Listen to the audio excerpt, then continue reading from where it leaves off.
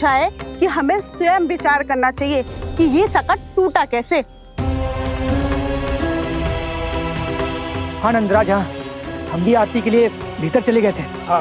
अरे आप सब मेरा विश्वास क्यों ना कर रहे हो? नीलमणि के प्रहार से ही उज्जवल, सकट बहुत पुराना था, पहिया ढीला होकर खुल गया होगा। यशोदा, अनेक कारण हो सकते हैं, चिंता करने की कोई आवश्यकता ना है। मैं चिंता क्यों करने लगी भला? मेरे नीलमणि के गले में रक्षा वाला कंठक पहले से ही है, और हम ये सब पूजा पाठ इतने विधि विधान से इसी के लिए तो कर रहे हैं, है ना पंडित जी? हाँ रानी जी। तो बस फिर मेरे लल्ला को कछु क्यों होने लगा? और आप सब स्वयं ही देख लो ना, जे इतना बड़ा संकट टूट के बिखर गया है, किंतु मेरे लल्ला को एक खरोच भी ना आई। इसका अर्थ तो यही है ना कि हम जो भी कर रहे हैं सही कर रहे हैं। मुझे चिंता करने की कछु आवश्यकता ही ना है। चलो सब भीतर चलते हैं। हाँ हाँ, लल्ला को भूख भी लगी आई होगी। चल।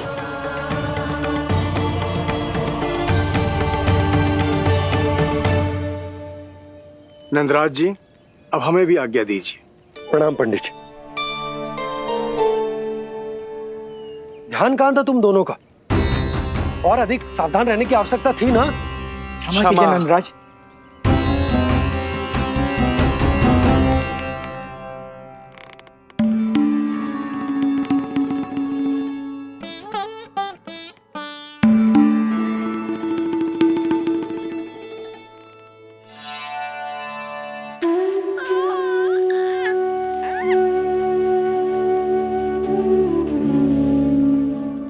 यशोदा, क्या हुआ?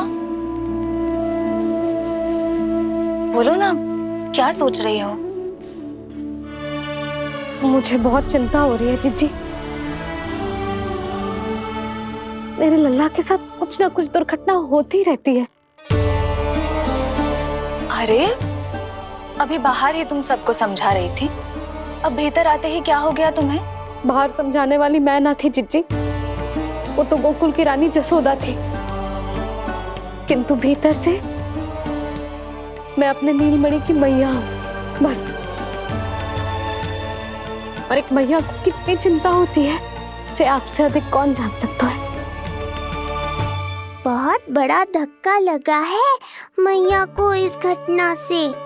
अब तो ये मेरी रक्षा के लिए और भी अधिक चिंतित हो जाएंगी। यंत्र का कंठक, पूजा पाठ, इतने सारे प्रहरी, सुरक्षा के प्रबंध, यदि इतने सबके बाद भी मैं अपने लल्ला की रक्षा न कर पाई तो मुझसे अधिक अभागी कौन हो सकती है? मैं तुम्हारे मन की दशा समझती हूँ यशोदा। इसी चिंता के कारण ही तो मैंने आज तक अपने पुत्र को छुपा कर रखा है। मैं जानती हूँ जीजी, मैं समझती हूँ। मैंने तो नीलमणि के लिए इतने सारे संस्कार भी करो है, पूजा पाठ की है, किंतु मैंने तो आज तक अपने पुत्र का एक भी संस्कार नहीं किया है। आंसू पोंछ लीजिए बड़ी माँ, शीघ्र ही सब कुछ ठीक हो जाएगा। जब मैंने उसे जन्म दिया, उसके बाद से आज तक न उसे घर के बाहर लाई हूँ, न कोई संस्कार किया है। मैं तो उसका नामकरण भी नहीं करवा पाई हूँ यशोदा।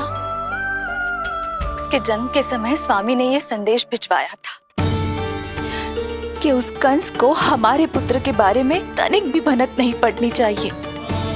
तब से आज तक भय के छाव में जीती आई हूँ कि वो कंस कहीं हमारे पुत्र को भी ना मार दे, जैसे देवकी के सारे संतानों को मार दिया है।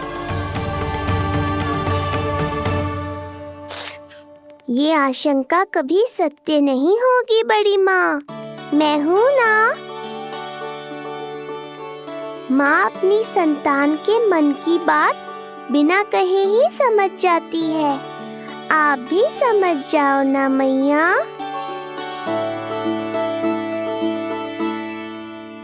चिच्ची, हमें रोना ना चाहिए। हमें देख के लल्ला भी रो रहा है। मैया, आपकी सहायता की आवश्यकता है मुझे। मुझे ऐसे क्यों लग रहा है जैसे लल्ला मुझसे कुछ कहना चाह रहा है। दाऊ को हम सबसे दूर कब तक रखेंगे बड़ी माँ? ये सोच रहे होगा कि अब तक आपने इसके दाऊ को छुपा के क्यों रखो है। मैं उनसे मिलना चाहता हूँ मैया। चिच्ची, कितना मन करता होगा ना इसका अपने दाऊ से मिलने का। और आपके लल्ला का भी तो मन करता होगा ना कि अपने छोटे भाई को मिले। कितनी बातें करते हैं हम दोनों की इनके सामने।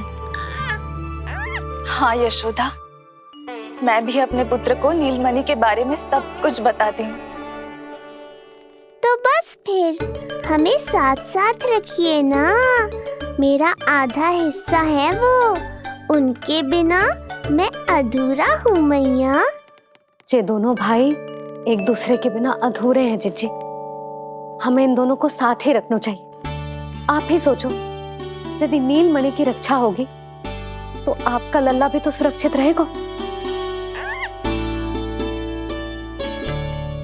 तुम सच कह रही हो यशोदा, हमें इन दोनों को मिलाना चाहिए और साथ में ही रखना चाहिए, सुरक्षित। तब तो शीघ्र ही पंडित जी को बुलाकर हमें शुभ मुहूर्त निकलवाना चाहिए। शुभ मुहूर्त? हाँ, शुभ मुहूर्त। दोनों भाइयों के मिलन के साथ साथ उनका नामकरण संस्कार भी करवा देते। अब अपने दाऊ से मिलूंगा मैं।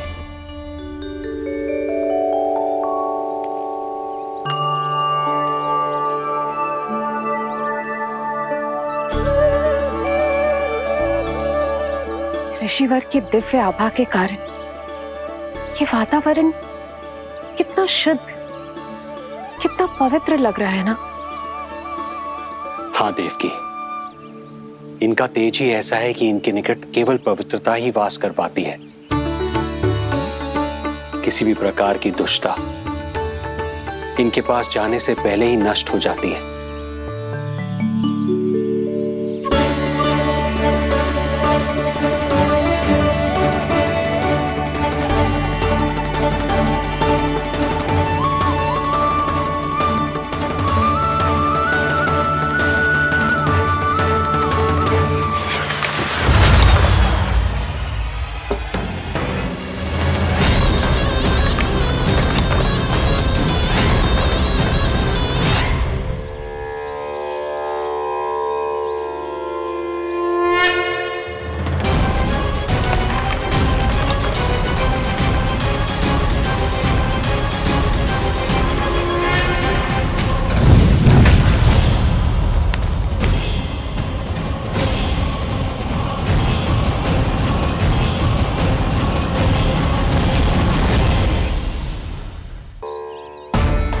इनका तेज ही ऐसा है कि इनके निकट केवल पवित्रता ही वास कर पाती है। किसी भी प्रकार की दुष्टता इनके पास जाने से पहले ही नष्ट हो जाती है। यदि महर्षि की इच्छा के बिना मैंने भीतर प्रवेश किया तो कहीं ये मुझे श्राप ना दे दे। नहीं, इससे तो अच्छा है कि मैं यहीं आश्रम के बाहर रुकूं और यहीं से इन दोनों पर दृष्टि रखूं।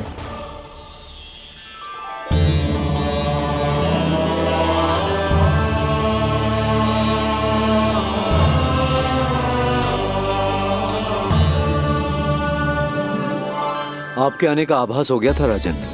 गुरुदेव, जो संतानें हमने खो दी है उनका श्राद्ध करवाने की विनती लेकर हम आपके पास आए हैं। आपका आना व्यर्थ नहीं जाएगा राजन, परंतु मुझे आभास हो रहा है श्राद्ध कर्म इस भेंट का एकमात्र कारण नहीं है।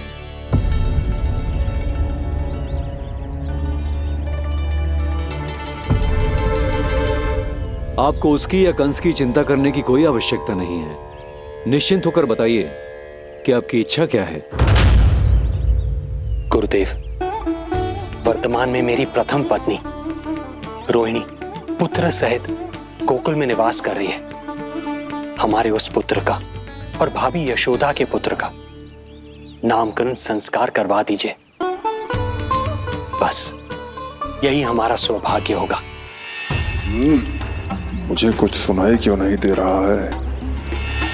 देवी रोहिणी से उत्पन्न आपका पुत्र यादव कुल का राजकुमार है और यादवों का गुरु होने के नाते उसका संस्कार कराना हमारा कर्तव्य है। परंतु यशोदा पुत्र का नामकरण वो आप मुझसे क्यों करवाना चाहते हैं?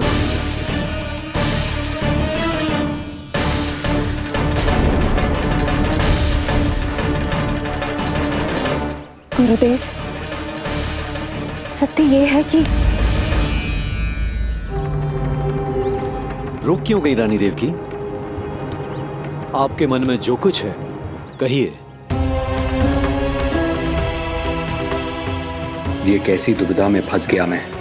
यदि मैंने गुरुदेव को यशोदा पुत्र का सत्य बताया तो कंस को भी पता चल जाएगा, और यदि नहीं बताया तो कहीं ऐसा ना हो कि ऋषिवर ही बुरा मान जाए। लगता है आप दोनों की दुविधा मेरे अनुमान से भी बहुत बड़ी है। अपनी या अपने पुत्र की कुंडली लाए हैं राजन? जी गुरुदेव, अपनी कुंडली है मेरे पास। देवकी,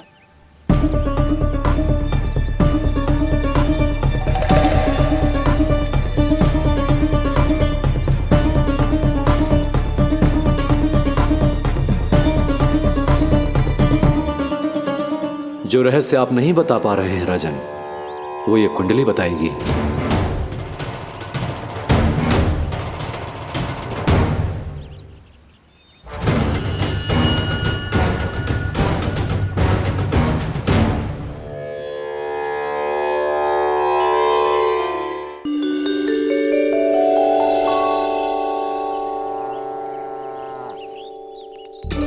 लल्ला, बता कैसी है जगदा? मैया को हो क्या गया है आज? देख, सही सही बताइयो।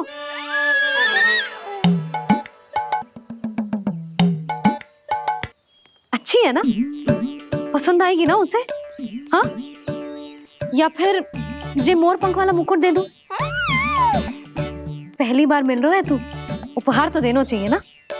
पर बड़े तो वो है ना मैया, उपहार तो वो देंगे मुझे।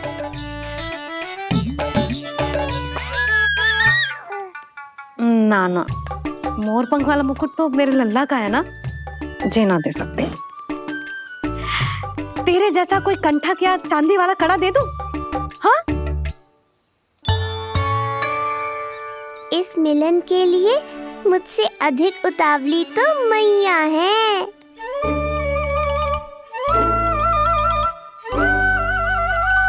अच्छा, जे उपहार छोड़, तू तो जे बता कि तू उसे बुलाएगा क्या कह के? अन्य सभी के जैसे बड़े भैया या गांव वालों के जैसे दद्दा बुलाएगो, या फिर बड़े नगरों में जैसे बुलाते हैं ज्येष्ठ भ्राता बुलाएगो,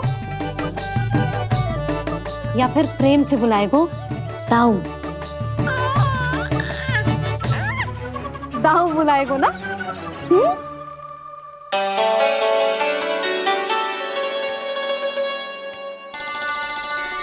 सुनो आपने, हमारे लल्ला ने निर्णय ले लियो, ये अपने भैया को ताऊ कहकर बुलाएगो।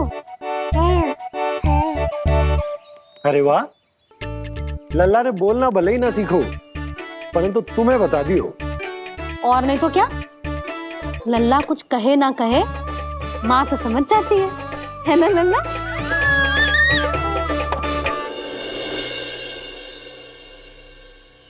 और इसने दाऊ वाली बात पे हाँ भी की है।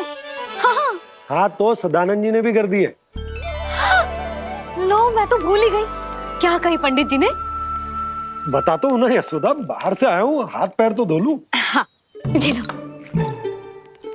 अब बताओ, कब का मुहूर्त निकालो है? तनिक हाथ मुंह पूछ लूं। अब बताओ क्या कही उन्होंने? यशोदा, थक गए हूँ, तनिक सांस तो लेने दो। बाहर से आया हूँ, जल ना पूछोगी?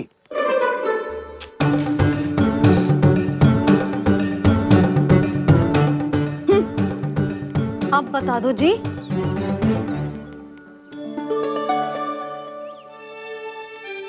बाबा अब बता भी दो, नहीं तो खेल खेल में खेल हो जाएगा। हाँ बताओ।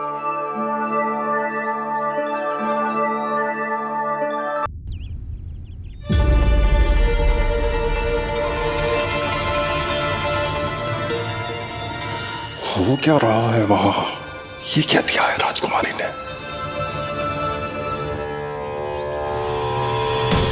गुरुदेव, शीघ्र ही कोई मुहूर्त बता दे तो बड़ी कृपा होगी। नंद महाराज, अब क्या नामकरण का मुहूर्त भी मुहूर्त निकाल के बताओगे आप? हैं? क्रोधित क्यों हो रही हो यशोदा? बताता हूँ, धैर्य धरो। हाथ मुंह धो लिया, जल पी लिया, विश्राम कर लिया, अब कितनी प्रतीक्षा करवाओगे? हैं? मैं सब समझ रही हूँ, आप जानबूझ के मुझे सताने के लिए ना बता रहे।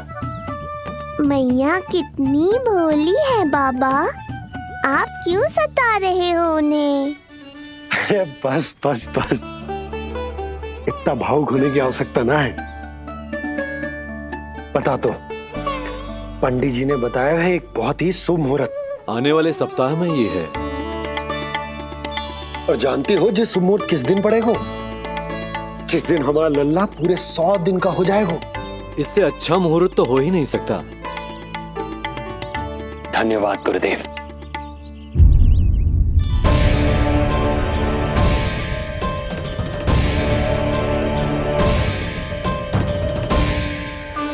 क्या हुआ गुरुदेव? कुछ समस्या है क्या? जो सत्य सारे संसार को पता है और जो संकेत ये कुंडली दे रही है, दोनों में विरोधाभास है राजन।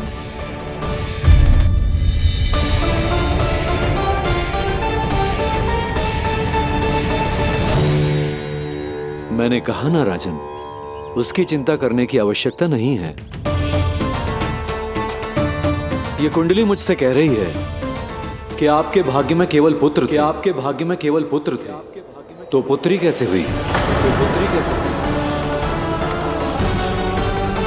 इस कुंडली के अनुसार आपकी दोनों पत्नियों के एक एक पुत्र जीवित हैं। एक एक पुत्र जीवित हैं।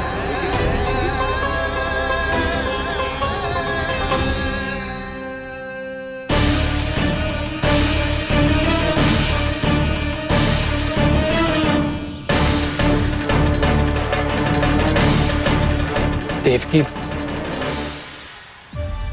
गुरुदेव मैं कुछ कैसे? कहने की आवश्यकता नहीं है राजन, मैं जानता हूं मेरे प्रश्नों के उत्तर कहां मिलेंगे। अरे कौन से प्रश्न और कैसे उत्तर? किस बारे में बात कर रहे हैं? ये लोग जो भी बात कर रहे हैं वो मुझे सुनाई क्यों नहीं थी? सही समय की प्रतीक्षा कीजिए राजन, आपके दोनों कार्य पूर्ण होंगे।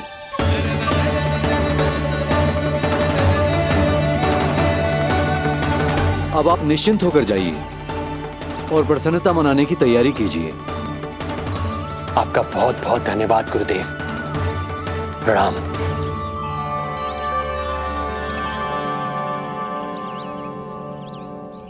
सच्ची? पहले नारायण को धन्यवाद दूं कि लल्ला को सूचना दूं? कुछ समझ में ना आ रहा। लल्ला मैं अभी आया।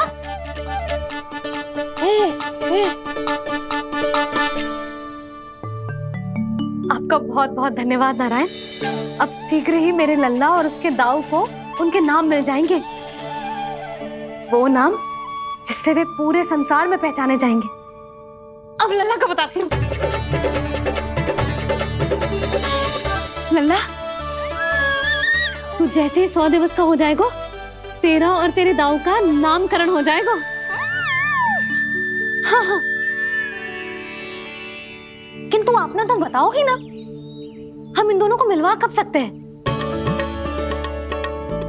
क्या देख रहे हो, बताओ तो। यशोदा, पंडित जी ने कही कि दोनों भाइयों को मिलवाने के लिए कोई मुहूर्त की आवश्यकता ना है, तो हम चाहे तो इन्हें आज भी मिलवा सकते हैं। लल्ला सुनो तूने, तू आज ही अपने दाऊ से मिल सकता है। मैं अभी सारी तैयारियां करती हूँ। भव्य मिलन होगा गोकुल में, भव्य मिलन। कुंडली के अनुसार इन दोनों के 8 पुत्रों में से 2 जीवित बचे हैं। पहला तो रोहिणी पुत्र है, पर दूसरा कौन है? और वो कन्या कौन थी जिसे कंस ने मारा था? वासुदेव की कुंडली में अभी तक पुत्री योग बना ही नहीं है।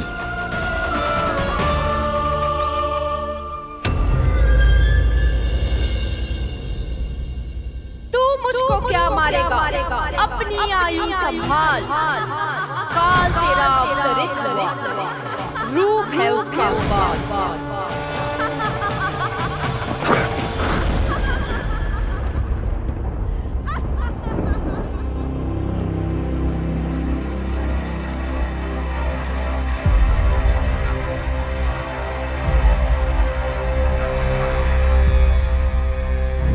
आधी रात को इस तरह से उठकर बैठे हुए हैं आप स्वामी। मैं ये तो नहीं जानती कि किस बुरे स्वप्न ने आपकी नींद छीन ली है, परंतु इतना अवश्य जानती हूं कि जो सूचना ये गुप्तचर लेकर आया है, इसे सुनकर आप रात भर सो नहीं पाएंगे।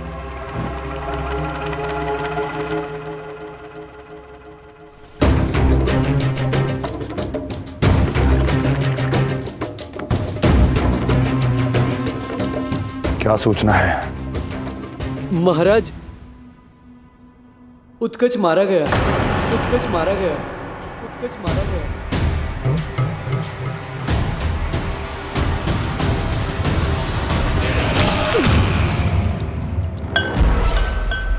सूद वूद खो गए हो क्या अपनी? जो दिखता ही नहीं उसे मारा कैसे जा सकता है? इसने स्वयं देखा था महाराज। जिस शकट में समाकर शक्तासुर उस बालक को कुचलने वाला था, आपके शत्रु ने उसी शकट को चकनाचूर कर दिया।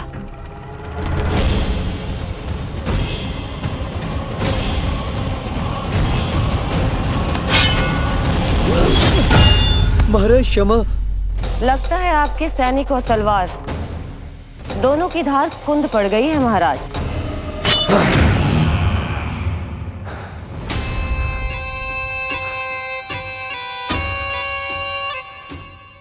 इस तलवार की धार पर अब तभी विश्वास दृढ़ होगा जब ये उस बालक के रक्त से स्नान कर लेगी।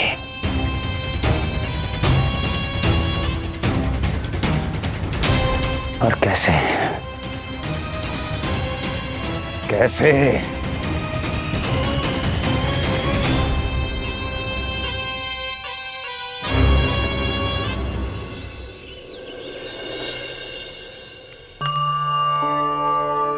कैसी लगी तुझे दाऊ से मिलने की तैयारी? बहुत अच्छी है मैया, पर उससे भी अच्छी है वो प्रसन्नता जो इस मिलन के उत्साह में मुझे आपकी आंखों में दिख रही है।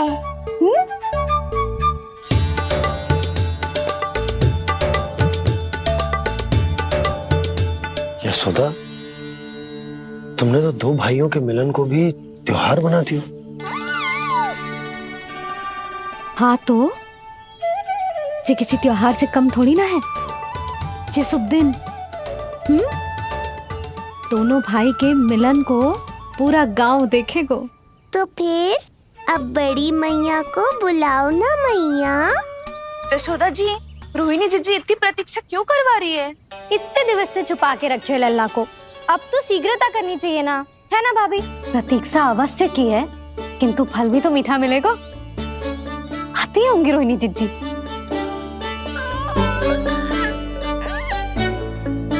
जीजी, कहीं उन्होंने अपना विचार तो ना बदल दियो?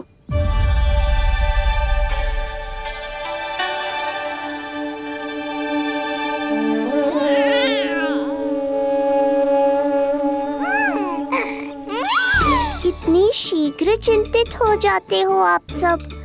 देखो आ रहे हैं वो।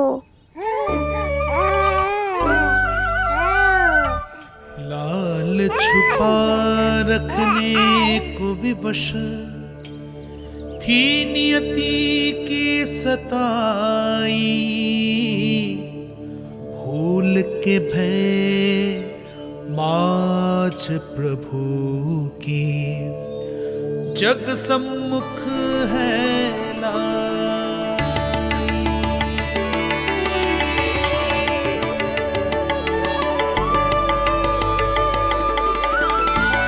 देखो तो कितनी मधुर मुस्कान है। और आंखें कैसी गंभीर और गहरी है। अरे अरे, ये तो हमारी नीलमणि की तरह सुंदर भी है। सही कह रही है तू, और कितना प्यारा भी है, और कितना पलसानी भी लग रहा है ये। तो देखो इसके, बिल्कुल लाल लाल टमाटर की तरह।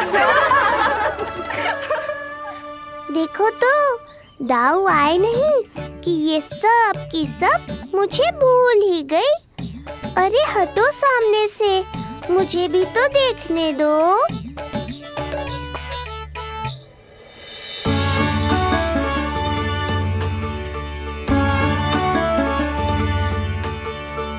मैया सहायता करो ना।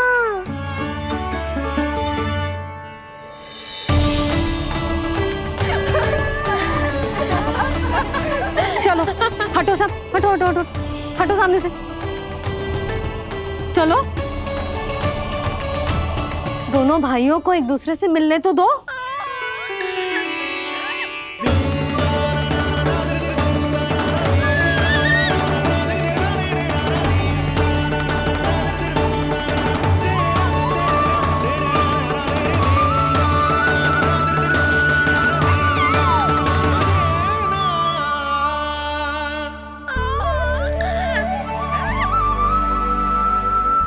चल लल्ला, चल आजा।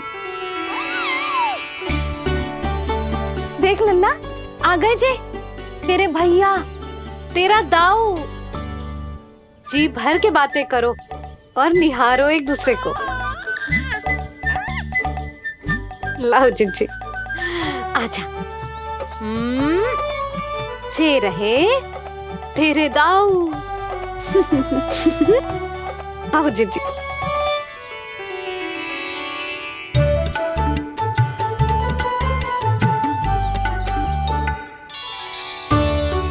स्वागत है दाऊ। कितनी प्रतीक्षा के बाद अब जाकर आपसे भेंट हुई है।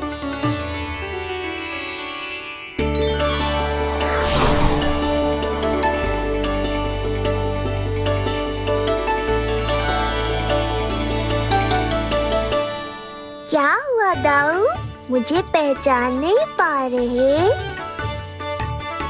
कितनी देर लगाओगे दाऊ? अब तो पहचान लो, छोटा भाई हूँ आपका।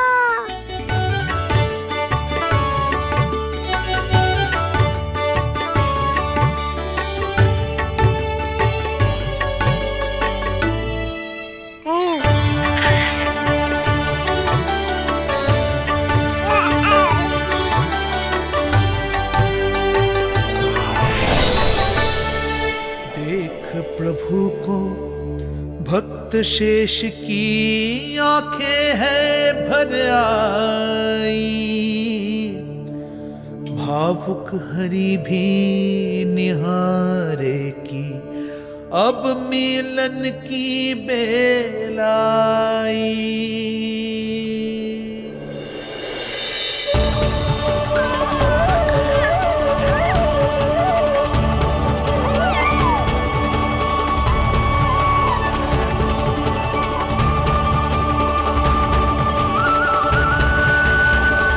प्रभु, आपके दर्शन पाकर मैं धन्य हो गया। प्रभु नहीं, छोटा भाई पुकारो शेष। ये कैसे संभव है? आप नारायण हैं, मेरे प्रभु। ये जानते हुए भी मैं आपसे बड़ा कैसे बन सकता हूँ? हर दुविधा की तरह इसका भी समाधान है शेष। अब तो हम एक दूसरे से मिल भी चुके हैं। पृथ्वी पर हमारा सूत्र जुड़ चुका है, इसलिए समय के साथ तुम ये भूल जाओगे कि तुम्हारा ये भाई मेरा ही अवतार है। ये क्या कह रहे हैं प्रभु? वही जो आवश्यक है, नहीं तो तुम नीलमणि के बड़े भाई होने का कर्तव्य कैसे निभाओगे? कैसे डांटोगे मुझे? और बड़े होने के नाते मुझ पर अधिकार कैसे दिखाओगे? पर प्रभु, पर किंतु परंतु ये सब भूल जाओ शेष। आज से इसी क्षण से मैं हूं तुम्हारा छोटा भाई और तुम मेरे ताऊ। मैं हूं तुम्हारा छोटा भाई और तुम मेरे ताऊ। नारायण नारायण दाऊ। दोनों इतने सुंदर लग रहे हैं, मेरी तो दृष्टि भी ना हट रही इससे। कहीं मेरी ही दृष्टि ना लग जाएगी। ये तो प्रतिदिन की कथा है दाऊ। हे नारायण, मेरे कानों से तो अभी से रक्त निकलने लगा। आदत डाल लो दाऊ, अब तो सहना ही पड़ेगा। वो देख रहे हो, सुलक्षणा चाची सबसे अधिक चतुर यही है। केवल अधिक चतुर ही नहीं नीलमणि, बहुत अधिक सयानी भी है ये। बिल्कुल सही पहचाना दाऊ, पर आप चिंता मत करो, मैं हूँ ना, मैं संभाल लूंगा इन सबको। देखो तो जिज्जी, इन दोनों की दृष्टि एक दूसरे से ऐसी चिपक गई है कि अब हटने का नाम ही ना ले रही। ये सूचक है उस प्रेम के बंधन का जिसमें ये दोनों भाई आज के बाद सदा के लिए बंध जाएंगे।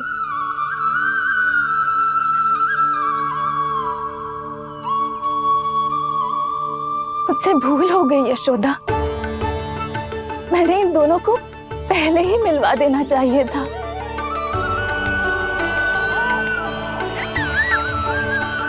मैं कहती थी ना आपसे।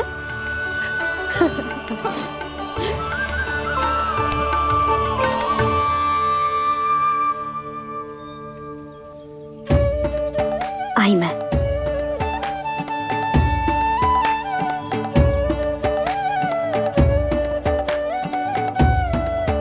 क्या सोच रहे हो ऐसे खड़े खड़े? देख रहा हूं दोनों भाइयों का ये मिलन किसी त्योहार से कम थोड़ी ना। सही कहा था तुमने।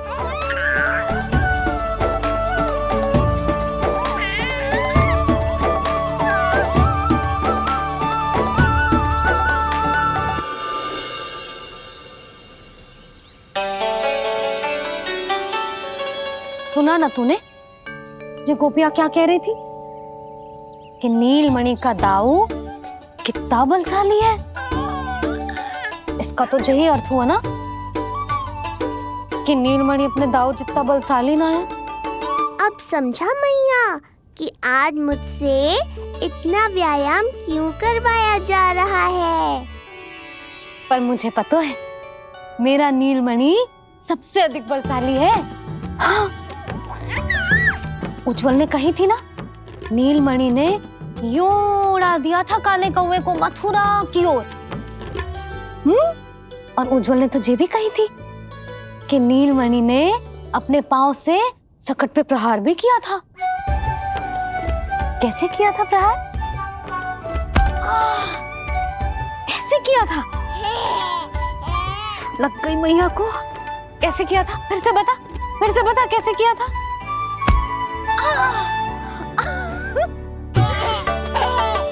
मेरे लल्ला में कितना बल है। मैया को ही धकेल दियो पीछे।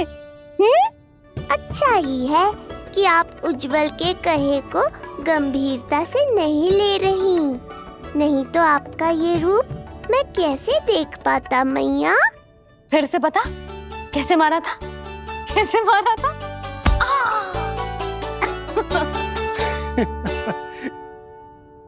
लल्ला तू बड़े के जैसे कब से हंसने लगो?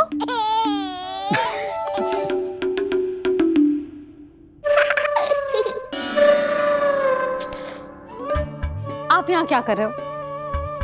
छुप छुप के मैया और लल्ला को खेलते हुए देखने के अतिरिक्त और कोई कार्य ना है आपके पास? कार्य तो है, पर यह अधिकार भी है कि मैं अपनी बड़ी सी पत्नी को अपने छोटे से लल्ला के साथ छोटे बालकों की तरह व्यवहार करते हुए देखूं। अब देख लियो ना, अब जाओ अपना कार्य करो। कार्य तो कर लूंगा, परंतु मेरा पेट मुझसे कह रहा है कि इसे भूख लगी। भूख लग गई? भोजन का समय होगा। अभी लगाती हूँ भोजन।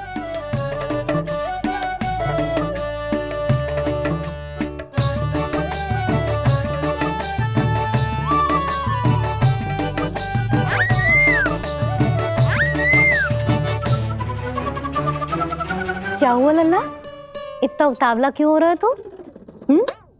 तुझे भी भूख लगी आई है क्या? सच्ची में भूख लगी आई है कि मंद मंद मुस्कुरा के मैया को बांधना चाहता है? तनिक रुक जा, तेरे बाबा को भोजन परोस के यूं गई और यूं आई। मेरा अच्छा लल्ला।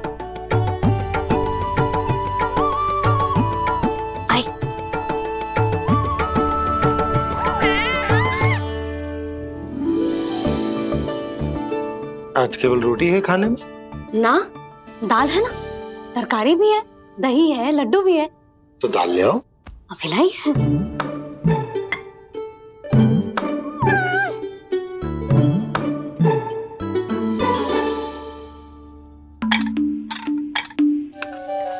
अवश्य भूख ही लगी होगी उसे।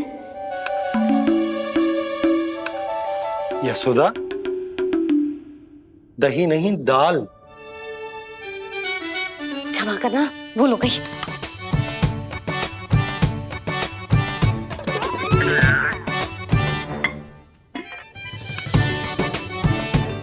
यशोदा, दाल दाल।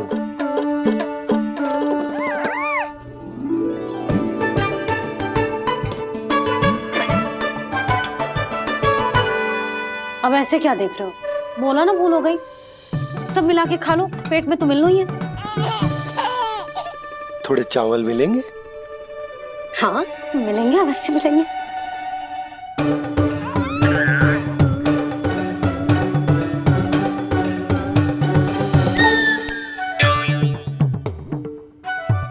लड्डू नहीं, चावल।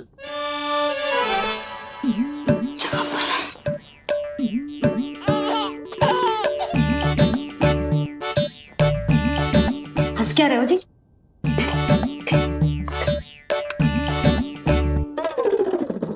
आज व्यायाम भी बहुत कस के करवाओ था मैंने, कहीं अधिक भूख तो ना लगी होगी।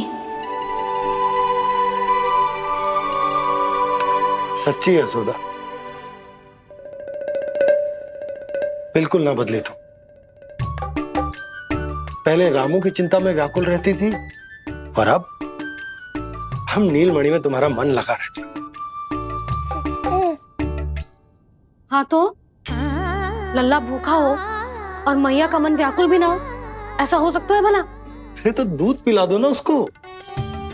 जाऊं? शीघ्र जाओ। किंतु आप तो खा रहे हो ना पतिदेव। वही तो यशोदा, मैं खा रहा हूं, किंतु वो भूखो है। जाओ।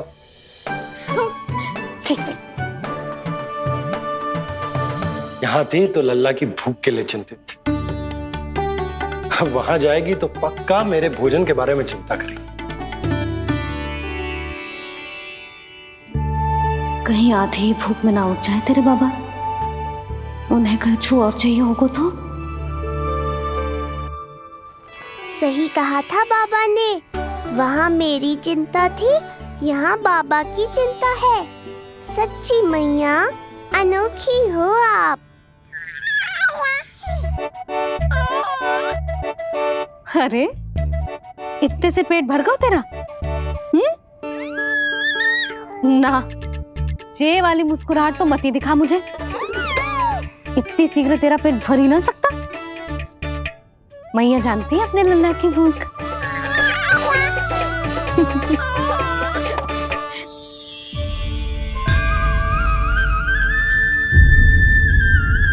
ये क्या है लल्ला? ये क्या था तेरे मुंह में? दिखा दिखा।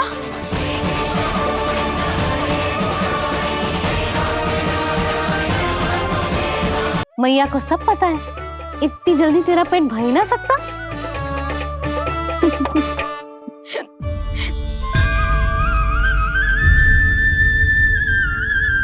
ये क्या है लल्ला? ये क्या था तेरे मुंह में, दिखा। ओहो, मैं तो भूल ही गया था कि मेरे भीतर ही तो सारी सृष्टि समाई हुई है। मैया ने उसकी झलक देख ली, अब क्या होगा? क्या हुआ यशोदा? सुनो जी, जी हमारे लल्ला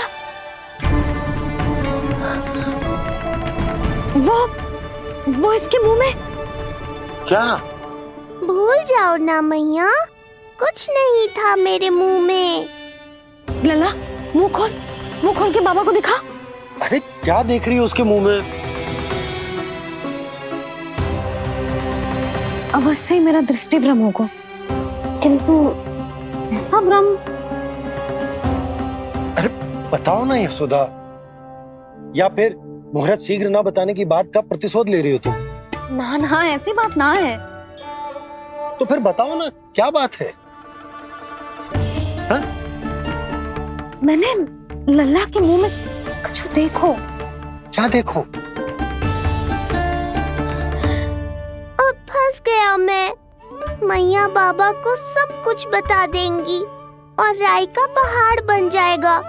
फिर कैसे संभालूंगा इन दोनों को? ऐसे लगो जैसे जैसे जैसे पूरा का पूरा ब्रह्मांड। ब्रह्मांड लल्ला के मुंह में? अच्छा, तुम मेरा मुंह देखो।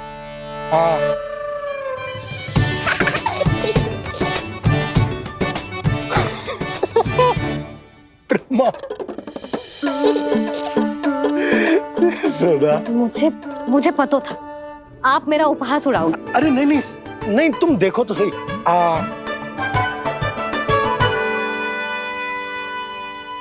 ब्रह्मांड ना सही, गोकुल तो दिखना चाहिए। अरे गोकुल को राजा हूं मैं, है कि ना? है? देखो, अरे देखो तो। धन्यवाद बाबा, आपने इस बात को गंभीरता से नहीं लिया, इसलिए अब मैया भी नहीं लेंगी। आज तो बचा लिया आपने। आज के बाद ना आपको कुछ बताऊंगी ही ना। आप जाओ, नामकरण उत्सव की तैयारी करो।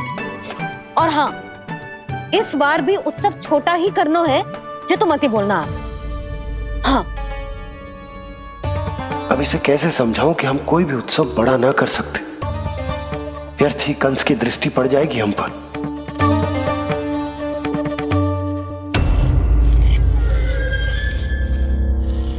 लगता है आपके सैनिक और तलवार दोनों की धार कुंद पड़ गई है महाराज। महाराज, मुझे भय था कि कहीं ऋषि गर्ग मुझे श्राप ना दे दे।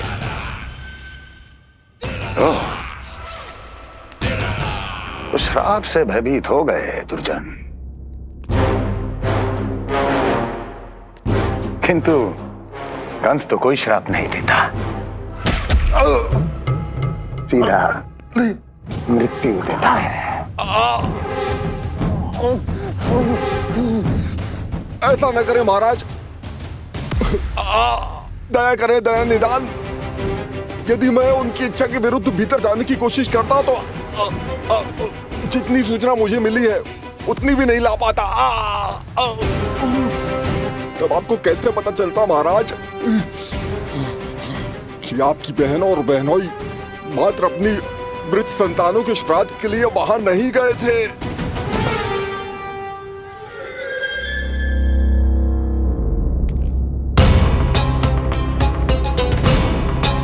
आगे बोलो।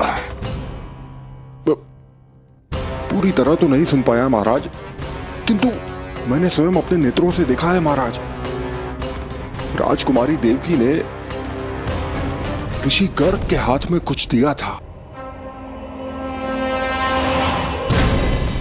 ये सत्य है महाराज, और ऋषि गर्ग ने उन दोनों को वचन भी दिया था। सही समय की प्रतीक्षा कीजिए राजन, आपके दोनों कार्य पूर्ण होंगे। महाराज, मैं आपका सबसे विश्वसनीय सेवक हूं।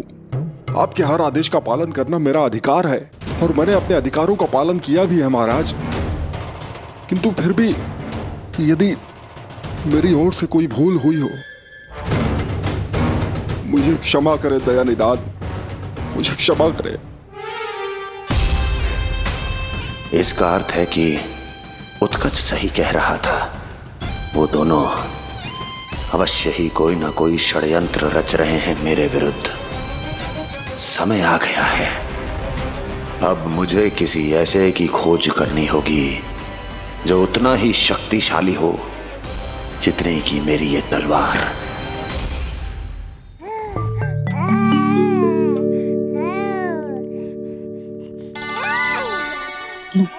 अभी से पुकारने लगो जी, अभी तो आई हूँ रसोई में।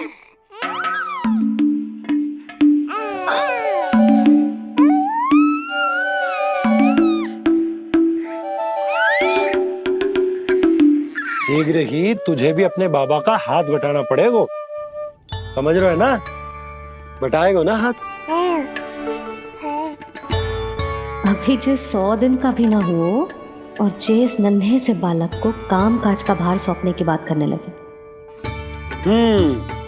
काम का नाम सुनते ही मुख से स्वर ना निकल रहे तेरे। अभी तो बड़ा ऊ कर रहा था। बता, हाथ बटाएगो के ना? अरे बता ना।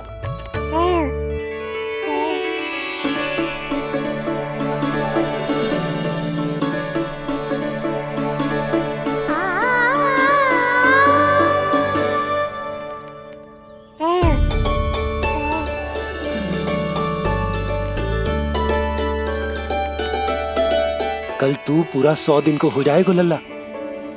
पंडित जी आएंगे, तुझे नया नाम मिलेगा। देखो तो मन में तो इनके भी कितना उत्साह भरो है, बस दृष्टि में मैं ही आती हूँ। और कल तुझे वो नाम मिलेगा लल्ला जिससे पूरा संसार तुझे पहचानेगा।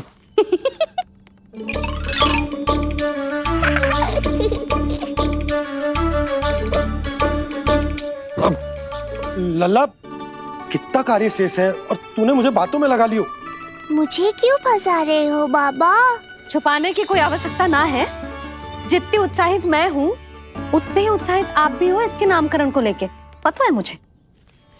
लल्ला के नामकरण पे उसके बाबा उत्साहित ना होंगे? बिल्कुल होंगे, इसीलिए तो कह रही हूँ अपना उत्साह बांटो अपने लल्ला के साथ। मैं अभी आई। अच्छा, ऐसे तो तुम लल्ला को छोड़ के कहीं ना जाती। अभी कहाँ चली? रोहिणी जिज्जी के पास, और कहाँ? लल्ला और उसके दाऊ के नामकरण की तैयारी करनी है कि ना? कितने लोगों को आमंत्रित करना है, कितने प्रकार की मिठाइयां बनानी है, ढोल वाले को कितने बजे का समय देना है, ये सब सुनिश्चित करना है ना, ताकि जे उत्सव गोकुल का सबसे बड़ा उत्सव हो। अरे सूची देनी है जिज्जी को।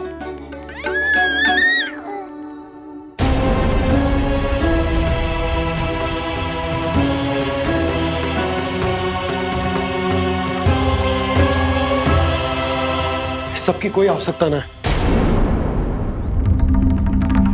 आवश्यकता ना है मतलब? कहना क्या चाहते हो आप? मैं ये कहना चाहता हूं कि यशोदा, सत्य तो ये है कि हमें दुख में ना अत्यधिक दुखी होना चाहिए और ना सुख में अत्यधिक उत्साहित। प्रसन्नता कितनी भी क्यों ना, हमें उत्सव संयम से ही मनाना चाहिए। इतने वर्ष संयम ही तो रखा था ना नंद जी। ये समय संयम का ना आनंद से बावले हो जाने का है। यशोदा, हम आयोजन छोटा ही करेंगे। मैं कुछ सोच समझ कर ही तो कह रहा हूँ।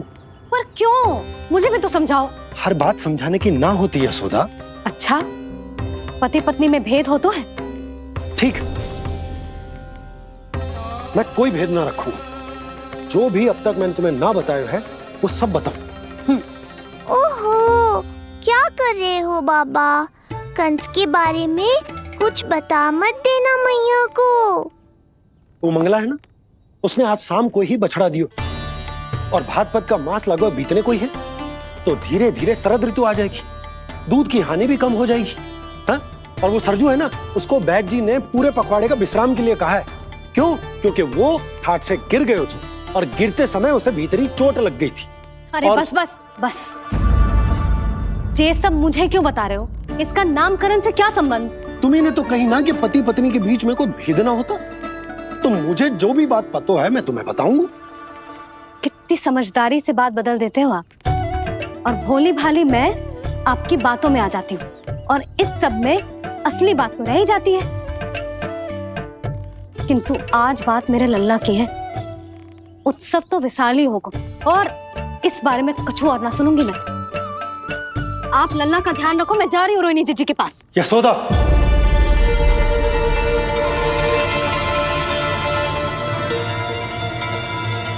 बात केवल सुनने की ना होती, उसे समझना भी पड़ता है।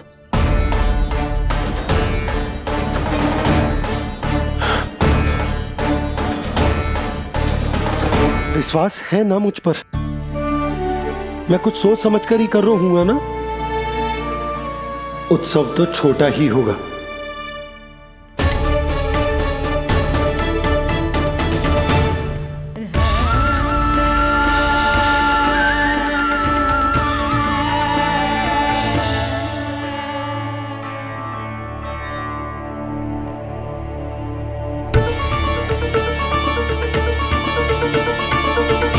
क्षमा करना लल्ला, तेरी मैया को डांटना पड़ गया।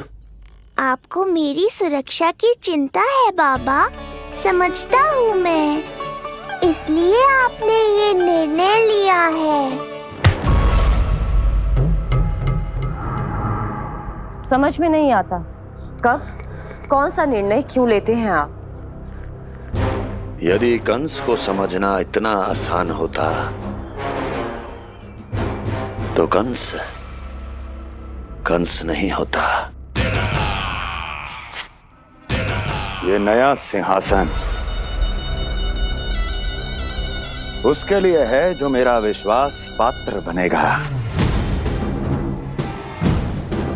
मेरे दाहिने हाथ की तरह मेरे मन के सबसे निकट होगा वो। मंत्री परिषद में विशेष स्थान की प्राप्ति होगी। मेरे बाद पूरे राज्य के लिए उसी का वचन होगा। शासन। किंतु ये अधिकार केवल उसे प्राप्त होगा जो मेरी परीक्षा में उत्तीर्ण होगा, मेरा सबसे महत्वपूर्ण कार्य करेगा वो। इसलिए जाओ, कह दो सभी बाहुबलियों को, महाबलियों को, दैत्यों को, दानवों को, प्रेतों को, पिशाचों को, सभी को यह सूचना दे दो ना ना ना ना, सूचना नहीं, चुनौती दो कि यदि साहस है तो आए, मेरी परीक्षा में उत्तीर्ण हो और इस सिंहासन पर बैठने का अधिकार प्राप्त कर ले। जाओ। और हां, ये अवश्य कहना कि केवल वही आए जिनके हृदय में साहस का ज्वालामुखी धधकता हो, जिनकी तलवारें पर्वतों का सीना चीरने को व्याकुल हो, जिनकी संकल्प शक्ति इतनी दृढ़ हो कि मृत्यु से टक्कर ले लें। कायर नहीं चाहिए मुझे। जाओ। महाराज, आप जिसे भी ये विशेष पद देंगे, भविष्य में यदि वही हमारे शीश पर बैठ गया तो क्या करेंगे आप? पहले ऐसा कोई योद्धा सामने तो आए अस्ति जो उस विष्णु के अवतार का संहार कर सके।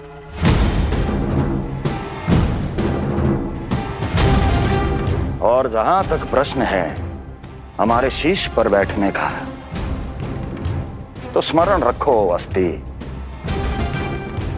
कंस को अच्छी तरह आता है ऐसे तो साहसियों को बीच दरबार में खड़ा करके अपनी उंगलियों के संकेत पर नृत्य करवाना। ता दीर्घ ता। और अपना कार्य सिद्ध होने के बाद उनके तन से उनके शीश को उतारना कंस को भलीभांति आता है।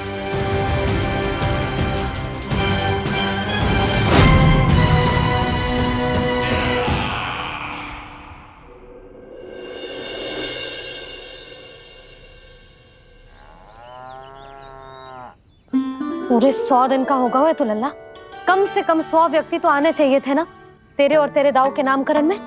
हाँ, अब तुम मुस्कुरा क्या रहो है? तू ही बता, जे भवन देख के लग रहा है कि यहाँ कोई उत्सव है? बिना अतिथियों के कैसा उत्सव और कैसा आनंद, तू ही बता। पर मैं करूं भी तो क्या? पता है लल्ला, मुझे तो लग रहा है तेरे बाबा ना कंजूस होगा है। नहीं तो भला और क्या समस्या हो सकती है उन्हें बड़े आयोजन से?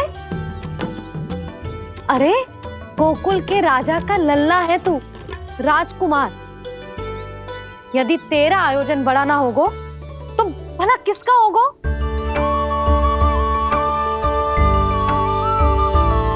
मेरी भूल है, मैं भोली हूं, इसीलिए व्यर्थ में तेरे बाबा की बातों में आ गई। मैं भोली हूं ना, व्यर्थ में उनका कहा मान गई। किंतु अब ना मैं कोई मांग रखूंगी, ना मैं उनसे बात करूंगी। और कहे देती हूँ लल्ला, सावधान जो इस बार तू बीच में आया तो। हाँ नहीं तो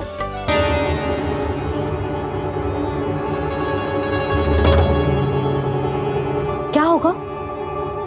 हाँ, सब ठीक तो है ना? आप इतनी चिंता में क्यों हो जी? कुछ बुरी सूचना तो ना मिली? अब जे मत ही कहना कि जे भी मुझसे छुपाना पड़ेगा। जो भी है मुझे बताओ।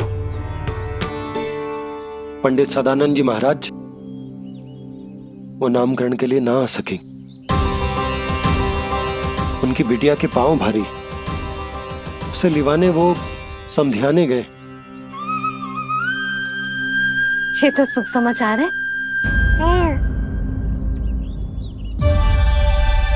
किंतु मेरे लल्ला का नामकरण अब वो सही मुहूर्त पे कैसे होगा? वही तो समझ ना आ रहा। ऐसे मन छोटा करने की आवश्यकता नहीं है मैया बाबा। आप दोनों तो स्वागत की तैयारी करो, आ रहे हैं वो।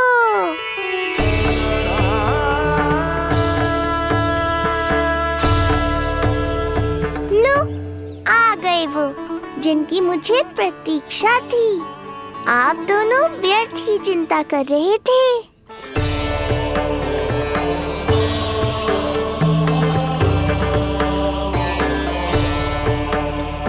अब कौन करेगा मेरे लल्ला का नामकरण?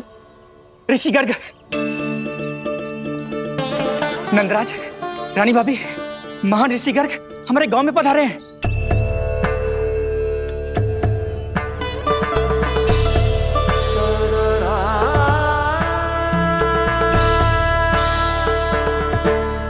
ऋषि गर्ग गोकुल में? हाँ नंदराज, और कह रहे थे उन्हें यादव राज वासुदेव जी ने भेजो है रानी जी के पास। अरे तो तुम लोग खड़े खड़े क्या देख रहे हो? जाओ उनके सत्कार की तैयारी करो। जी यशोदा, उनके स्वागत की तैयारी करो। सुनो जी, वो तो यादवों के कुलगुरु है ना, रोहिणी जीजी के यहाँ आए, हमारे यहाँ आएंगे। आप देखती जाओ मैया, वो सीधे हमारे घर ही आएंगे।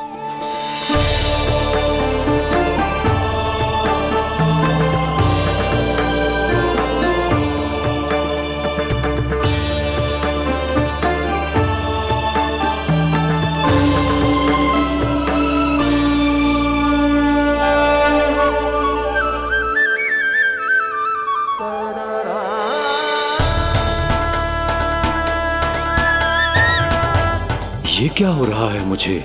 मैं उस भवन की ओर क्यों बढ़ा जा रहा हूँ? क्योंकि आपके यहाँ आने से ही मेरी मैया बाबा की चिंता समाप्त होगी ऋषिवर। ये बात तो मैं न जानता, परंतु मुझे जाकर उनको स्वागत करना चाहिए।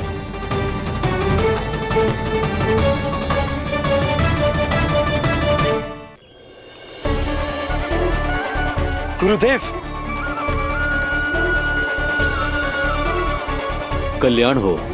भगवान श्री नारायण के महान भक्त आज हमारे गांव में पधारे। हमारा जीवन सफल है गयो आज। वो भवन आपका है नंदराज? आपके शुभ चरण पड़ेंगे तो हमारा ये भवन पवित्र हो जाएगा। इतने बड़ी ऋषि अगर हमारे घर पधारेंगे तो हमारे तो भाग्य ही संवर जाएंगे। मैया आपके दर्शन को तरस रही है ऋषिवर। संकोच मत कीजिए, अब आ भी जाइए।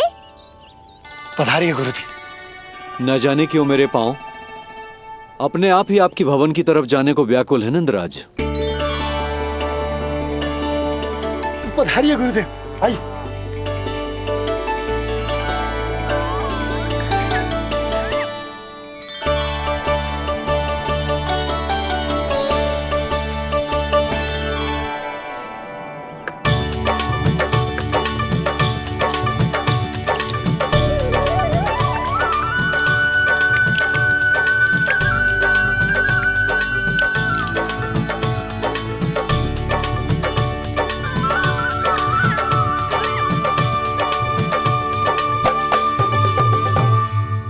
कल्याण हो।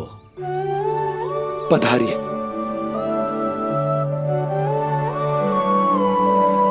आया तो था मैं रानी रोहिणी के भवन में, पर पता नहीं कैसे यहाँ खींचा चला आया। विराजिए गुरुदेव। महाराज, आप इसे भी रोहिणी जिज्जी का ही घर समझिए। मैं अब भी बुलाकर लाती हूँ। महाराज, ये हमारा सौभाग्य है कि आपने यहाँ आना स्वीकार किया। कहिए, क्या सेवा करूं मैं आपकी? मुझे आपके भाई वासुदेव ने भेजा है नंदराज।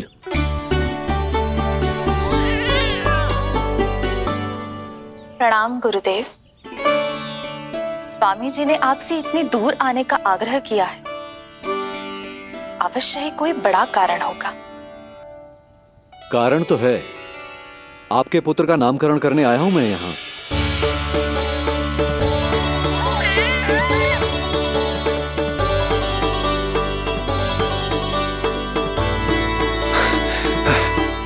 ऋषिवर, तब तो आप अत्यंत ही शुभ दिन पधारे। आज का ही मुहूर्त निकलो है भाभी के लल्ला और हमारे लल्ला के नामकरण के लिए। परंतु पंडित जी गांव से बाहर है, इसीलिए आप। अब तो आप यहाँ आ गए हो, आप हमारे भी लल्ला का नामकरण कर दो ना। पुत्री, ये क्या कह रही हो तुम?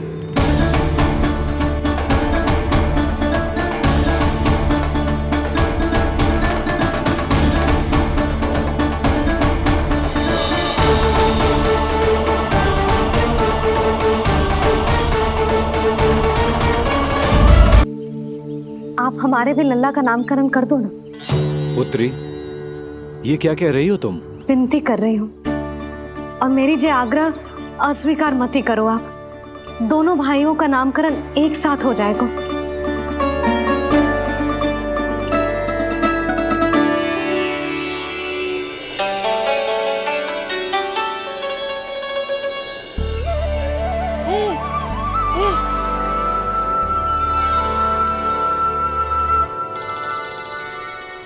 कितने प्यारे और निर्दोष बालक हैं।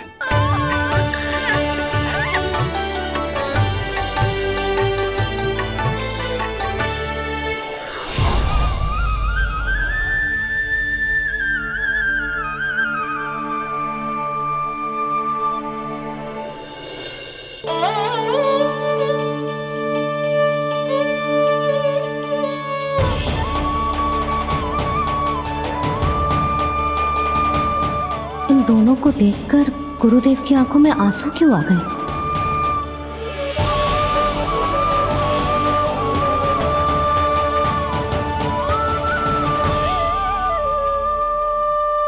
ये क्या कर को, नहीं तो मेरा रहस्य खुल जाएगा आज। अरे ऋषिवर, हाथ मत जोड़िए। इससे पहले कि गड़बड़ हो जाए, अपनी नमस्कार मुद्रा को आशीर्वाद मुद्रा में बदल दीजिए। बात को समझिए, मैंने ये अवतार मैया और लल्ला के अद्भुत संबंध का अनुभव करने के लिए लिया है, पर आपकी भावुकता के कारण यदि मैया को मेरा सत्य पता चल गया तो ये संबंध ही बदल जाएगा।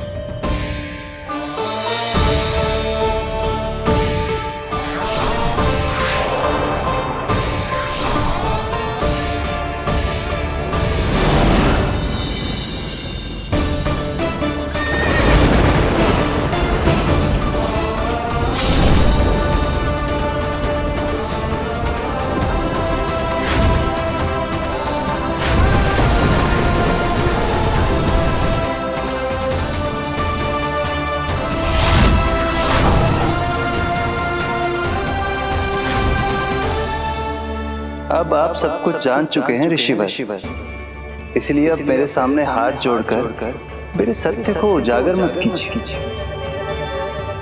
अपने शिष्य वसुदेव के पुत्र के रूप में मुझे आशीर्वाद दीजिए।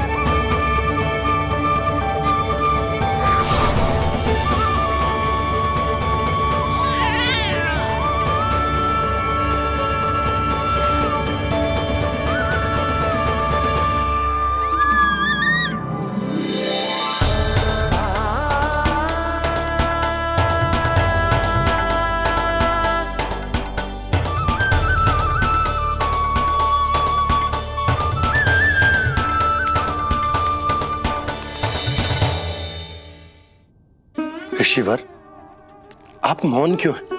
और आपकी आंखों में आंसू, सब कुछ ठीक है ना? अब तो आप हमारे लल्ला का नामकरण करोगे ना? इन दोनों का नामकरण करना मेरा सौभाग्य होगा पुत्री।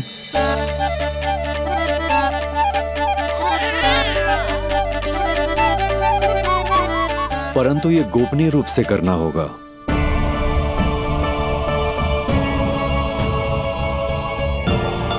अवश्य ही स्वामी का आग्रह होगा, ताकि कंस की बुरी दृष्टि हमारे पुत्र पर ना पड़े। ये तो बहुत महान ऋषि हैं, इन्हें कंस के अत्याचारों के बारे में अवश्य पता होगा। अपनी संतान का नामकरण संस्कार करना एक मां के लिए उत्सव से कम नहीं होता है, पर यह छुपकर करना होगा। आप दोनों को स्वीकार तो है ना? जैसी आपकी आज्ञा गुरुदेव। स्वीकार है गुरुदेव। तो फिर कहाँ करना है हमें नामकरण का प्रबंध?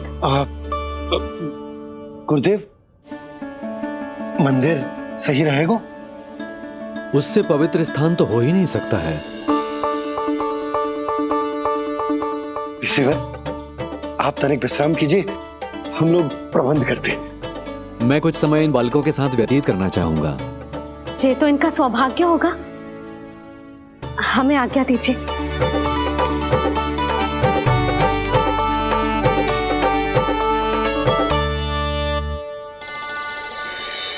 प्रभु, स्वयं भगवान होकर भी आपको बंदी गृह में जन्म लेना पड़ा। अब अपनी मां को छोड़कर दूसरी मां के यहां पलना पड़ रहा है। जब से गोकुल आए हैं, छुप छुप कर रहना पड़ रहा है। इतनी नन्ही सी अवस्था में दुष्ट कंस के कितने ही आक्रमणों का सामना कर चुके हैं आप। और जिस उत्सव में सभी सप्तऋषियों और सभी देवी देवताओं को साक्षी बनकर आना चाहिए, उस नामकरण उत्सव को यहां एकांत में करना पड़ रहा है। क्यों प्रभु, इतने कष्टों को सहकर ये अवतार क्यों लिया है आपने? दुष्टों का नाश करने के लिए, धर्म की स्थापना करने के लिए और सबसे अधिक मैया की ममता का अनुभव करने के लिए। पर इसके लिए इतने कष्ट? मानव जीवन लिया है तो कष्ट तो उठाने ही पड़ेंगे ऋषिवर। मानव जीवन की आंच जला रही है, फिर भी आप मुस्कुरा रहे हैं प्रभु। ये कैसा अनोखा अवतार है। आंच में जलकर भी यदि मैं नहीं मुस्कुराऊंगा तो अपने भक्तों को क्या शिक्षा दूंगा मैं? आज एक कंस का प्रकोप है, भविष्य में सहस्रों कंस होंगे और आने वाले युगों में होंगे अनगिनत कंस। उस समय मेरे भक्तों को पता होना चाहिए कि अपने कष्टों को कैसे सहना है और धर्म के पथ पर अडिग कैसे रहना है।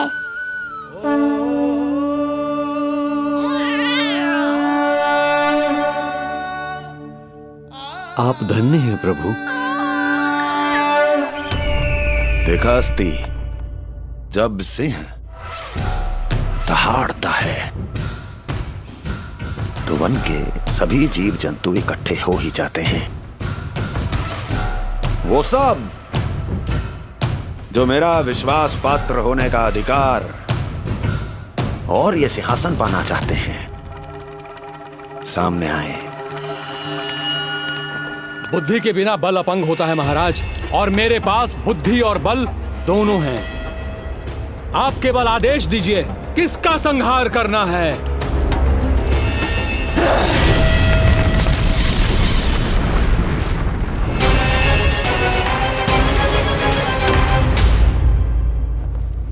सारी तैयारी हो गई। बोलो। आप गुरुदेव को बुला लो, मैं रोहिणी जीजी और बालकों को ले आती हूँ। यशोदा, तुम रुष्ट तो ना होना मुझसे? मैं भला रुष्ट क्यों होने लगी? नहीं, तुम जो उत्सव बड़े धूमधाम से करना चाहती थी और बहुत प्रसन्न हूँ मैं कि हमारे लल्ला का नामकरण स्वयं ऋषि गर्ग पूरे विधि विधान से कर रहे हैं। मैं समझ गई, उत्सव बड़ा हो या ना हो, प्रसन्नता बड़ी होनी चाहिए। अरे मैं तो इतनी उत्साहित हूँ कि दोनों भाइयों का नामकरण आज के शुभ मुहूर्त पे हो रहा है। तो इससे पहले जो बीत जाए, जाओ। आप ही बुला लो।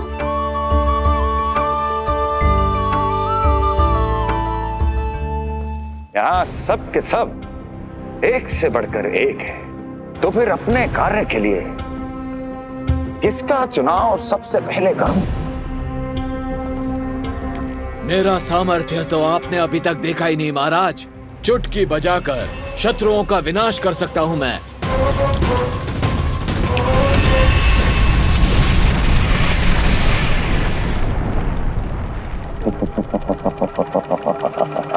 वाह!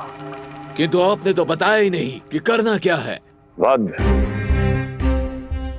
करना है, एक नवजात बालक का वध। उसे साधारण बालक मत समझना। गोकुल में नंद के घर पल रहा वो बालक विष्णु का अवतार है।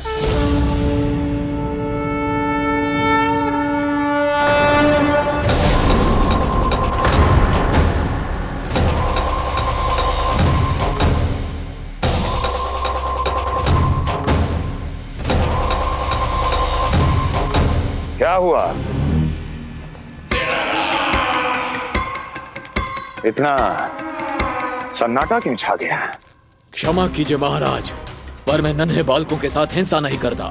विष्णु अवतार बड़ा छलिया है महाराज, मैं उसका मुख भी नहीं देखना चाहता।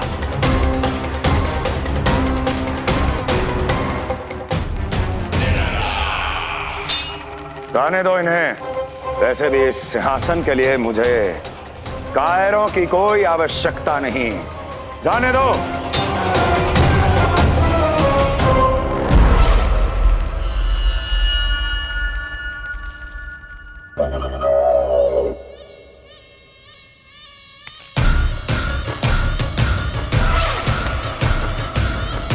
दुर्जन, क्या कहा था मैंने कहा था केवल वही आए जिनके हृदय में साहस का ज्वालामुखी धधकता हो, जिनकी तलवारें पर्वतों का सीना चीरने के लिए व्याकुल हो, जिनकी संकल्प शक्ति इतनी दृढ़ हो कि वो मृत्यु से टक्कर ले जाए। वही होगा इस सिंहासन का असली अधिकारी। महाराज,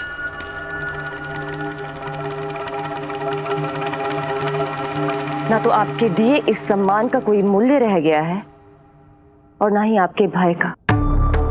अभी अभी आपने ही कहा था ना कि जब वन में कोई सिंह दहाड़ता है तो उस वन के सभी जीव जंतु एक जगह एकत्रित हो जाते हैं, परंतु उसी वन में जब कोई बब्बर सिंह दहाड़ता है तो वही जीव जंतु भय के मारे इधर उधर भागने लगते हैं। निश्चित ही वो बालक इन सब के लिए बब्बर सिंह बन चुका है। उसका भय हमारे साम्राज्य की नींव हिला रहा है महाराज।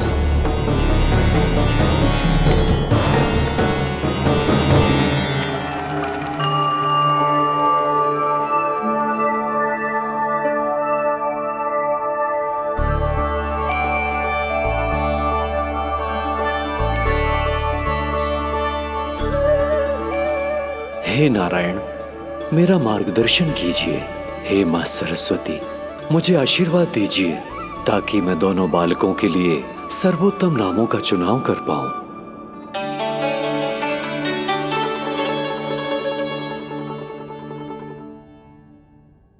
आपके पुत्र को बड़े भाई के कर्तव्य का निर्वाह करना है और इस दायित्व को प्रभु श्री राम से अच्छा किसने निभाया है? जैसा अटूट संबंध उनका अपने भाइयों के साथ था, मैं श्री नारायण से प्रार्थना करता हूं कि वैसा ही प्रेमपूर्ण संबंध इसका भी अपने छोटे भाई के साथ हो।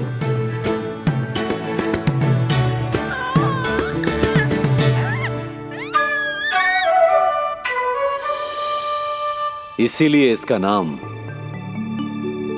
राम हो, इसीलिए इसका नाम राम, इसीलिए इसका नाम राम।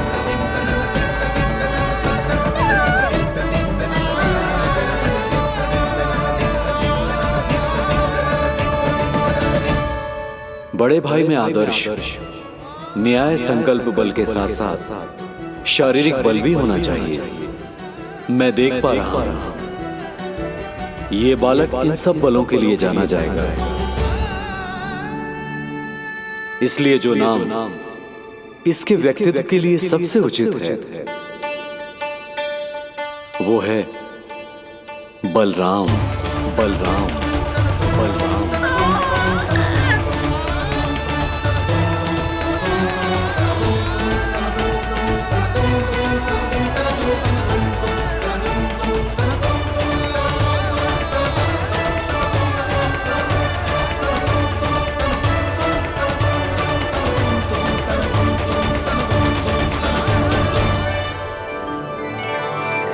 बलराम,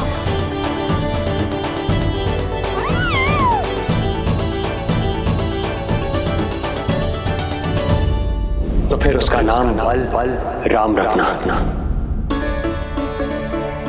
कैसा अद्भुत संयोग है रिसीवर। जब इसके जन्म की सूचना देने मैं वसुदेव भैया के पास मथुरा गया था तब उन्होंने भी यही नाम रखा था, बलराम।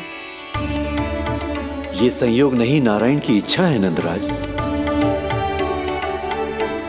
बलराम से अधिक उपयुक्त नाम इस बलराम के लिए कुछ और हो ही नहीं सकता है।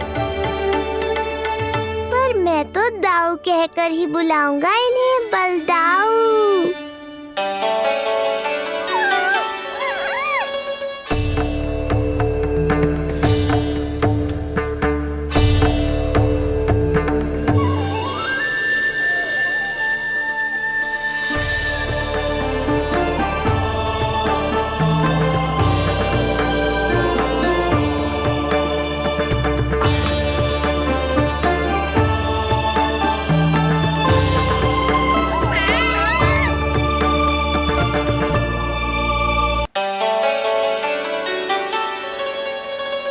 सुना पुत्र, आज से तुम्हारा नाम होगा बलराम।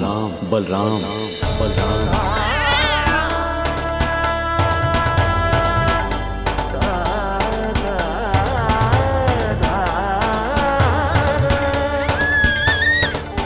गुरुदेव, कितना अद्भुत नाम दिया है आपने इसे। अब मेरे लल्ला को भी ऐसा ही कोई उत्तम सा नाम दे दो।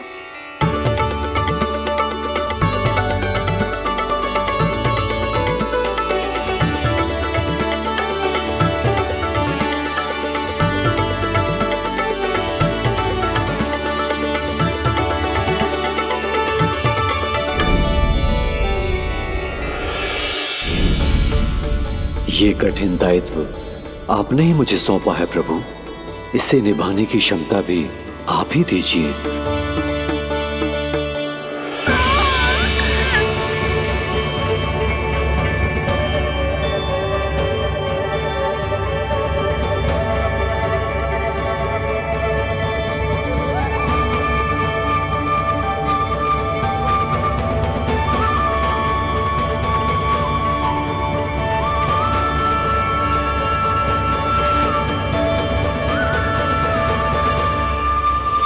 कृष्ण कृष्ण।